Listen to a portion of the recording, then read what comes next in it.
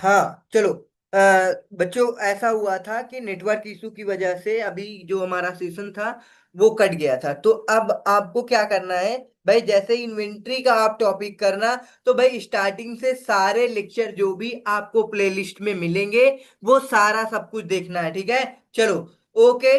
तो अब हम लोग शुरू करते हैं जहां से हमारा लेक्चर एंड हुआ था। हमने बताया था भाई कि आपके कई मेथड्स होते हैं इन्वेंट्री के वैल्यूएशन करने के। आप जानते हो कि आप अगर जो लैपटॉप हो भाई, 100 लैपटॉप परचेज करके लाए हो पूरे साल बेचने के लिए, अगर 90 लैपटॉप सोल्ड हो गए हैं, 10 लैपटॉप बचे हैं, तो जरूरी नहीं है कि भाई आप जितने का परचेज करके लाए हो उतने के ही बिके।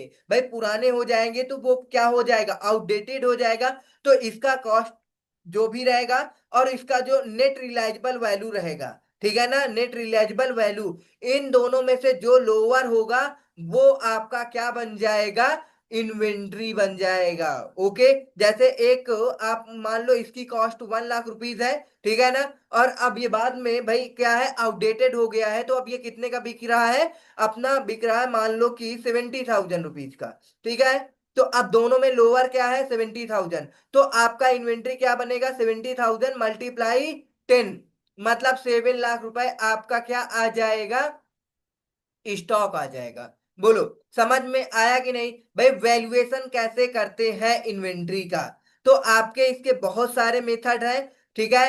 आपका पहला भाई नॉन हिस्टोरिकल, हिस्टोरिकल दो मेथड है, नॉन हिस्टोरिकल केवल एक ही है जो कि एडजस्टेड सेलिंग प्राइस मेथड है। उसके बाद हिस्टोरिकल कॉस्ट मेथड में आपके दो हैं। पहले तो not ordinary interchangeable, ordinary interchangeable, not ordinary interchangeable specific identification method है, LIFO, FIFO, weightage average, and ये आपके सारे मेथड्स हैं, ठीक है ना। तो बेसिस ऑफ इन्वेंट्री वैल्यूएशन आपको कास्ट और NRV whichever is lower लेना है। बोलो, समझ में आया होगा। चलो, अब उसके बाद आपको मीनिंग समझना है। Inventory can be identified as asset held for sale in the ordinary course of business. कोई बात नहीं भाई, आप जानते हो कि अगर कोई भी चीज आप परचेज करके लाते हो तो वो ऑर्डिनरी कोर्स ऑफ बिजनेस के लिए होता है। लाइक रॉ मटेरियल आप परचेज करोगे, फिर इसे क्या करोगे, कन्वर्ट करोगे फिनिश गुड्स में। तो ये एक प्रकार से आपका ऑर्डिनरी कोर्स ऑफ बिजनेस का लिए यूज होता है, ठीक है ना। चलो, तो ये सारा सब कुछ आपका क्या है, भाई आपका इन्वेंट्री की डिफिनीशन में ये आता है कि मतलब can be defined as asset. इसे आप क्या कहते हो, असेट बोलते हो, held for sale in the ordinary course of business, in the ordinary course of business. Okay, समझ में आया। आर,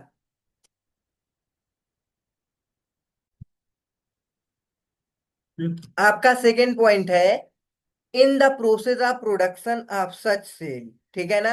मतलब कि आपका जो भी इन्वेंट्री होगा वो दो चीज के लिए होगा, या फिर आप उसे सेल कर सकते हो in the course of ordinary, मतलब in the ordinary course of business में, या फिर उसे in the process of production के लिए यूज कर सकते हो। फर्दर प्रोडक्शन जब करोगे भाई, फिनिश गुड्स आएगा तो उसे सेल कर सकते हो। Or, for consumption in the production of goods or services for sale, including maintenance, supplies, and consumables other than machinery, spare serving equipment, and standby equipment, ठीक है ना। कह रहा for consumption in the production of goods और services for sale including maintenance, supplies and consumable other than machinery, spare serving equipment and stand by equipment. Okay, समझ में आया।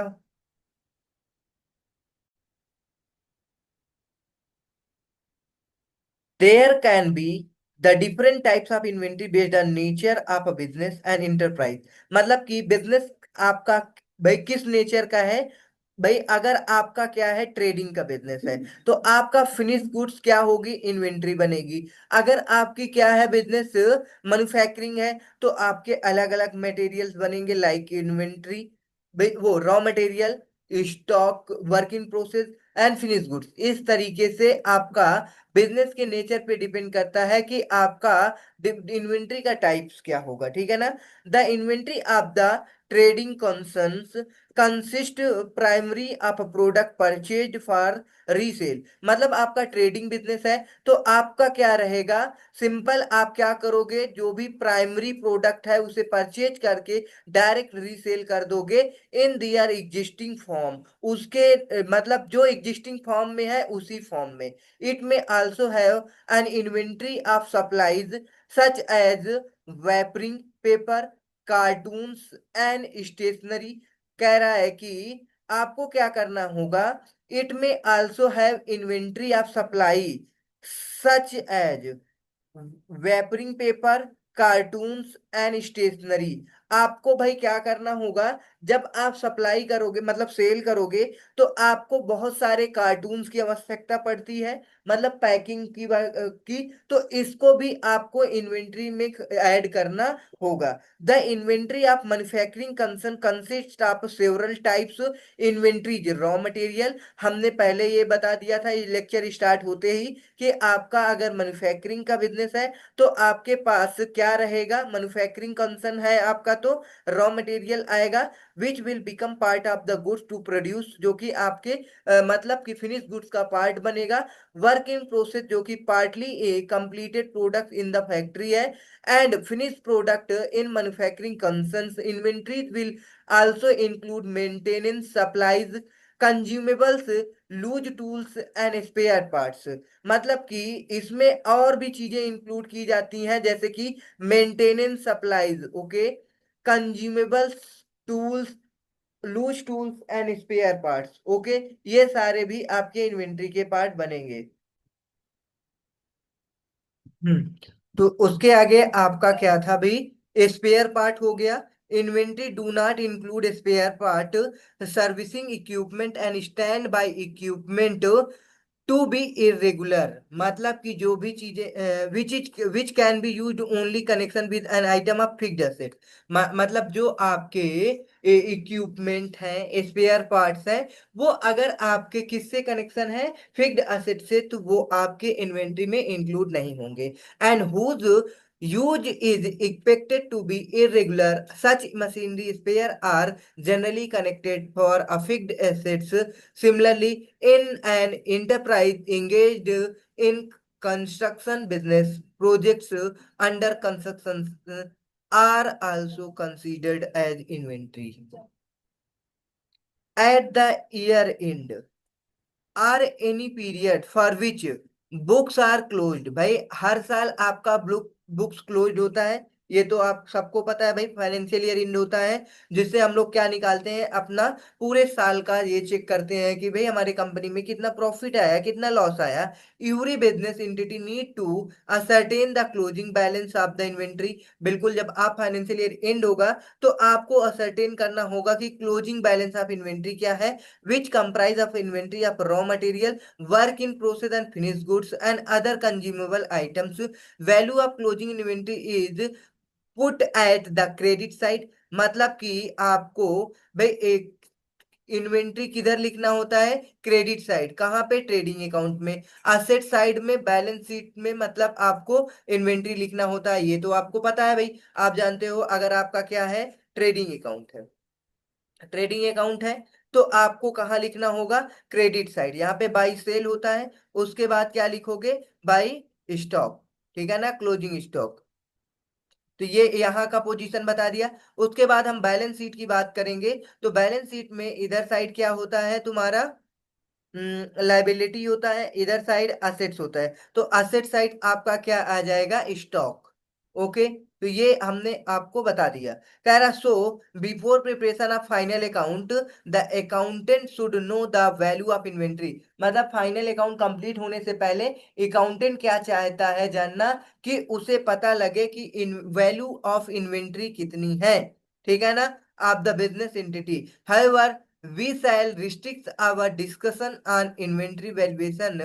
मतलब कि कह रहा है कि हम लोग अभी डिस्कशन करेंगे, क्या पढ़ेंगे भाई, value of inventory of a machinery, concern and goods of a trading concern. Okay, बताओ समझ में आया। इन्वेंट्री का आप वैल्यूएशन देखेंगे भाई, कैसे इन्वेंट्री का वैल्यूएशन होता है।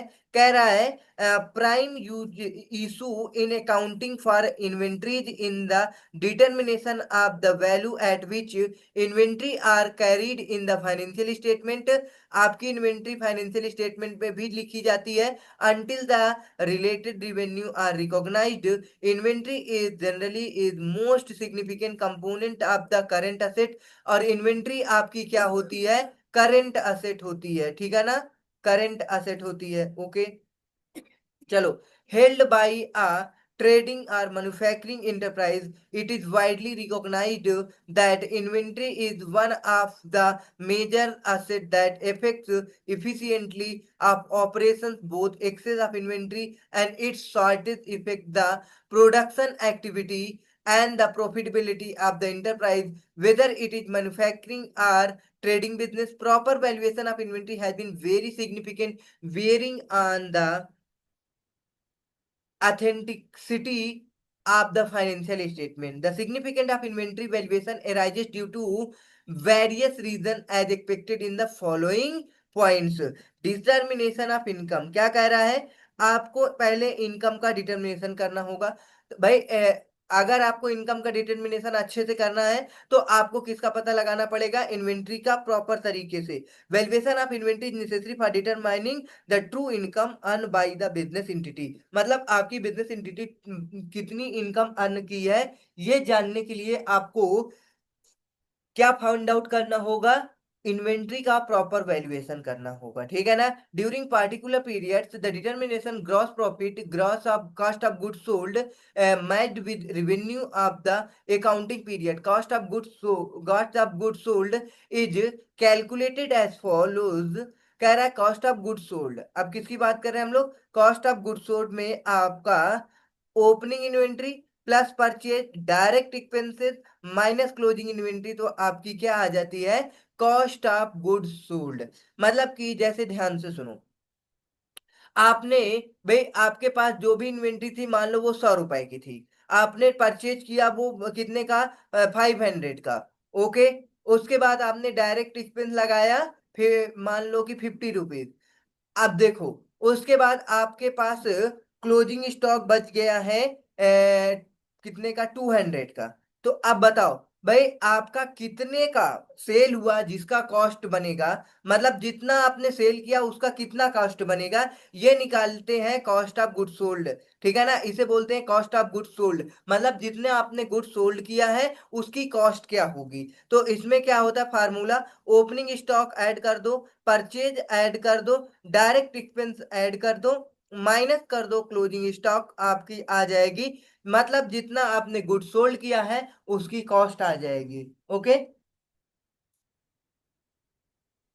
चलो, कितना कितना सोल्ड किया है, 100 रुपीज, 550, कितना हो गया, 650 माइनस करोगे 200, तो कितना आ जाएगा बताओ बेटा, 450 आ जाएगा। ये आपका 450 जो है, ये आपने जो भी गुड सेल किया है उसका कॉस्ट बन जाएगा। बोलो समझ में आ गया होगा भाई। चलो, inventory valuation will have a major impact on the income determination. मतलब कि इनकम का डिटर्मिनेशन करने में एक इन्वेंट्री ऐसी है जो बहुत ही इंपैक्ट डालती है। Merchandise cost is large fraction of sale price. The effect of any over और under statement of inventory may be explained as, कह रहा है if the value of then the income will be, suppose आपने closing inventory over stated कर लिया है तो आपकी इनकम इंक्रीज हो जाएगी। ठीक है ना, अगर ओपनिंग इन्वेंट्री ओवर स्टेटेड किया तो आपकी इनकम क्या हो जाएगी, अंडर स्टेटेड। अब ध्यान से समझो, जो आपकी क्लोजिंग स्टॉक होती है, वो क्लोजिंग स्टॉक बताओ ट्रेडिंग अकाउंट में किधर शो करते हो, क्रेडिट साइड। मतलब ये आपकी क्लोजिंग स्टॉक जो है वो इनकम नेचर की होती है, किस नेचर की, इनकम नेचर की। मतलब अगर ये क्लोजिंग स्टॉक इंक्रीज करोगे तो आपकी इनकम भी इंक्रीज हो जाएगी, क्लोजिंग स्टॉक को कम करोगे तो आपकी इनकम भी कम हो जाएगी। मतलब कि इनकम एंड क्लोजिंग स्टॉक के बीच कौन सा रिलेशन है? डायरेक्ट रिलेशन है। मतलब अगर आपकी क्लोजिंग स्टॉक इंक्रीज होगी तो आपकी इनकम भी इंक्रीज हो जाएगी, अगर आपकी क्लोजिंग स्टॉक डिक्रीज होगी तो आपकी इनकम भी डिक्रीज हो जाएगी। अब हम बात करेंगे ओपनिंग स्टॉक की, बात करेंगे। अब ओपनिंग स्टॉक जो आपका होता है किस नेचर का होता है? एक्सपेंस नेचर का होता है। बताओ एक्सपेंस नेचर का कैसे? ध्यान से सुनो। आप जानते हो भाई, opening stock debit side trading account के शो किया जाता है। मतलब कहने का, अगर आपका एक्सपेंस ज्यादा है तो इनकम कम होगा, इनकम ज्यादा है तो एक्सपेंस कम हो जाएगा। समझ में आया?